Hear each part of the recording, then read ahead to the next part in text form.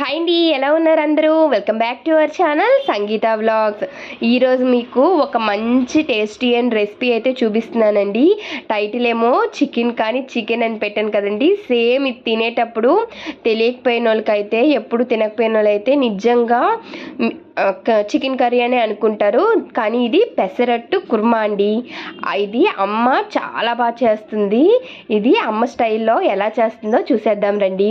First అయితే పెసరపప్పుని ఒక గంట సేపు నానబెట్టుకోవాలండి. ఆ తర్వాత మిక్సీ జార్లోకి తీసుకొని ఒక 2 ఎండుమిర్చి కానీ పచ్చిమిర్చి కానీ వేసుకొని కొంచెం సాల్ట్ వేసుకొని, అది మనం అట్లు పిండికి ఆడిస్తాం కదండి దోశలకి, అలా ఆడించి రుబ్బు అనేది పక్కన తీసి పెట్టుకోవాలి. ఆ తర్వాత ప్యాన్ హీట్ అయిన తర్వాత కొంచెం ఆయిల్ రాసుకొని ప్యాన్కి ఇది కలిపిన రుబ్బు అనేది అట్టులా వేసుకోవాలండి. వేసి ఆయిల్ వేసి కాల్చాలి చుట్టూ ఇటు అటు. అయితే 2 పక్కల అట్టు కాలిన తర్వాత అది పక్కన తీసి పెట్టుకోవాలండి. అవైతే పీసెస్గా కట్ చేసుకోవాలి. ఆ తర్వాత ప్యాన్ పెట్టుకొని ఆయిల్ హీట్ చేసుకొని కొంచెం ఆనియన్స్ కొంచెం సాల్ట్ వేసి బాగా ఫ్రై అవనివ్వాలండి. అది ఫ్రై అయిన తర్వాత అల్లం వెల్లుల్లి పేస్ట్ కూడా వేసుకోవాలండి. అయితే ఆ క్లిప్ అనేది మిస్ అయిందండి, ఏమనుకోవద్దు. తర్వాత అది మగ్గిపోయిన తర్వాత చూడండి, అది మగ్గుతుంది కదా, ఈలోపు అమ్మేమో అవి పీసెస్ కింద కట్ చేసిందండి. చాలా చిన్న పీసెస్ కట్ చేయాలి. అమ్మ అయితే కొంచెం గాబర్లోన కొంచెం పెద్ద పెద్దకి పీసెస్ అయితే కట్ చేసింది. మీరైతే చిన్న చిన్న పీసెస్ కట్ చేసుకోండి, చాలా బాగా వస్తుంది.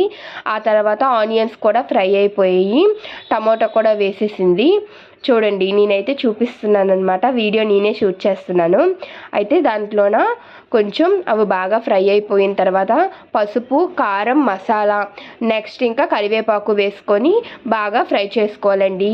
అది దగ్గరగా బాగా పేస్ట్లా అయిపోయిన తర్వాత కొంచెం వాటర్ వేసుకొని, వాటరు వేసుకున్న తర్వాత కొంచెం మరుగు వచ్చిన తర్వాత మనం కట్ చేసి పక్కన పెట్టుకున్నాం కదండి ఈ అట్టు ముక్కలు అనేవి వేసుకోవాలండి. అంతే, అది దగ్గరగా అయిపోతే మన పెసరట్టు కుర్మా అనేది రెడీ అయిపోతుందండి. లాస్ట్లోన అయితే కొత్తిమీర లేదని అమ్మ అయితే కసూరి మేతి వేశారండి. మీరైతే కొత్తిమీరైనా వేసుకోండి, చాలా బాగుంటుంది.